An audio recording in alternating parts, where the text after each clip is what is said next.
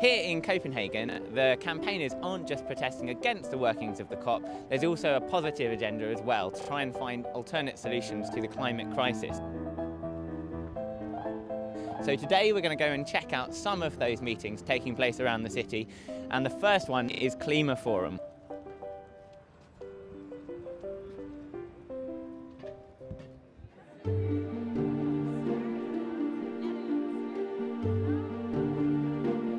Point out the translation booths, because this entire conference is being translated into a multitude of different languages, and people over there are just meeting one another for the first time, and it's unbelievable how many different countries are represented here. So here we are inside one of the workshops, and behind me they're talking about the transition town movement under the title Sustainable Living, Localism and Resilience. In essence, what you've got here is people coming together and working out how they can fight the climate crisis in their own communities from the bottom up. What you have here is, in essence, the polar opposite of what's going on inside the Bella Centre, where you have a few world leaders coming together to decide how to top-down manage this problem as opposed to bottom-up.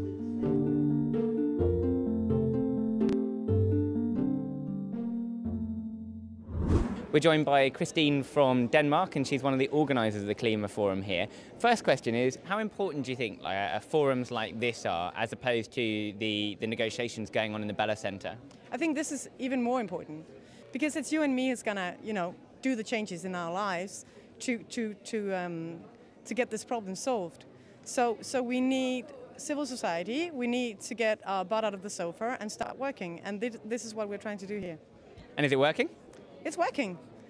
We have 100 organizations behind Klimaforum, and before we started we had 7,000 registered participants, but we stopped registering because it's an open forum, everybody can just walk in from the street. But we think we had about 30,000 people here, and we just made a declaration which was an open dialogue between 70 different organizations, and was decided here on Klimaforum. And we just, in 3 days, 300 organizations has signed our declaration. So we think it's going really well. But also, we are right now in negotiations with the G77, with the island states, trying to get them to endorse the declaration and of course use it to in their case in the Bella Centre. And the most inspiring thing you've seen all week? Jesus, it was the waste pickers organized. A small workshop held by waste pickers from Bogota and Mumbai, telling us how we can make a recycling system using the resources of homeless people and actually solve the trash problems of the world. That was so inspiring. I can't tell you how different the feeling is in the Klimaforum as opposed to the Bella Centre. The Bella Centre is just incredibly stuffy, it's really closed off from the rest of the world, and you'd barely know that you were at the so-called most important meeting in humankind's history. So, in leaving today, I suppose the thought that I've got is, what does an alternative look like? If these negotiations fail, as it's looking increasingly likely that they will, who should come up with the solutions? How should they be organised, and who should be in charge with them? The loud and clear message coming from this place is it should be people coming together in communities.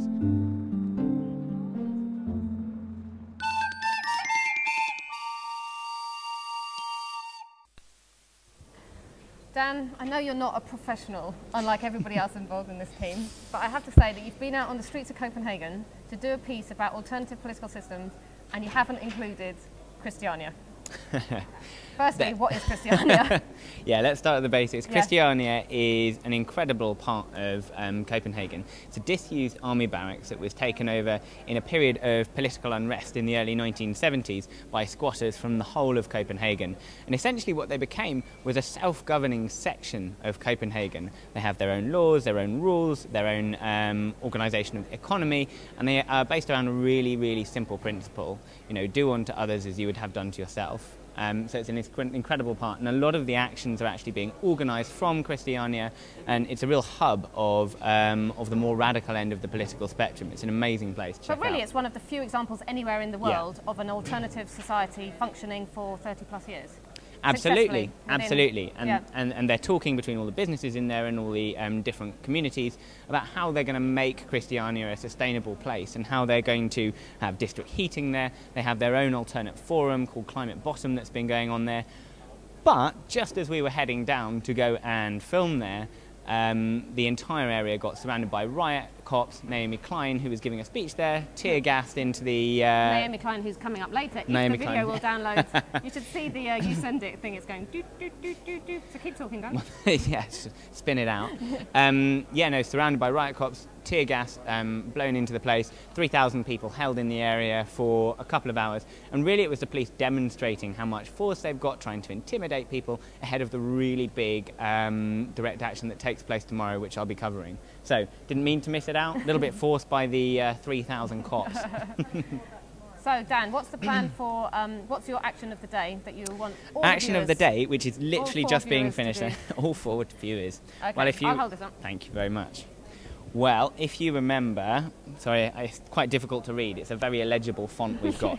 But essentially, if you remember Johan Hari's points about the US, they have very, very poor commitments on mitigation targets. They're promising next to no reductions whatsoever, and those that they are promising don't take effect for well over a decade. So, what we want you to do is, wherever you are, anywhere around the world, we want you to call the White House switchboard, and the number is here, +1 202 456 1414, or you can go on to www.stupidshow.tv and get all the instructions on there. We want you to call the switchboard and ask why the US is not going for stronger targets. Great. Let us know what Obama says.